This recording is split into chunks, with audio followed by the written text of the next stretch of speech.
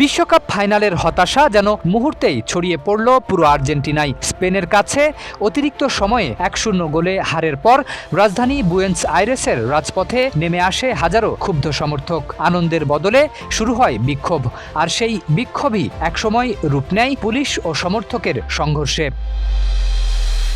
Buenos আইরেসের ঐতিহাসিক obelisk এলাকায় match শেষে জড়ো হন হাজার হাজার সমর্থক। ক্ষোভ আর শোকে ফেটে পড়া জনতার একাংশ পুলিশকে লক্ষ্য করে পাথর ও বোতল ছুড়তে শুরু করে। পরিস্থিতি দ্রুত নিয়ন্ত্রণের বাইরে চলে গেলে দাঙ্গা পুলিশ টিয়ারশেল, জলকামান ও লাঠিচার্জের মাধ্যমে বিক্ষোভকারীদের ছত্রভঙ্গ করে। নিরাপত্তার স্বার্থে আশেপাশের সড়কও বন্ধ করে দেওয়া হয়।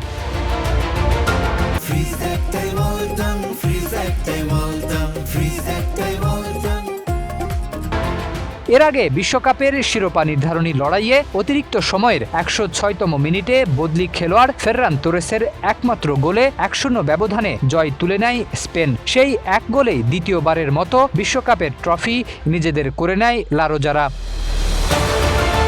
হারের পরও জাতীয় দলের অবদানকে সম্মান জানিয়ে বিশেষ সিদ্ধান্ত নিয়েছে আর্জেন্টিনার সরকার। প্রেসিডেন্ট হাভিয়ের মিলেই ফুটবলারদের সম্মান জানাতে একটি জাতীয় ছুটি ঘোষণার সিদ্ধান্ত নিয়েছেন। একদিকে বিশ্বজয়ের উল্লাসে ভাসছে স্পেন, অন্যদিকে বেদনা, বিক্ষোভ আর আবেগে ভারী হয়ে উঠেছে পুরো আর্জেন্টিনা।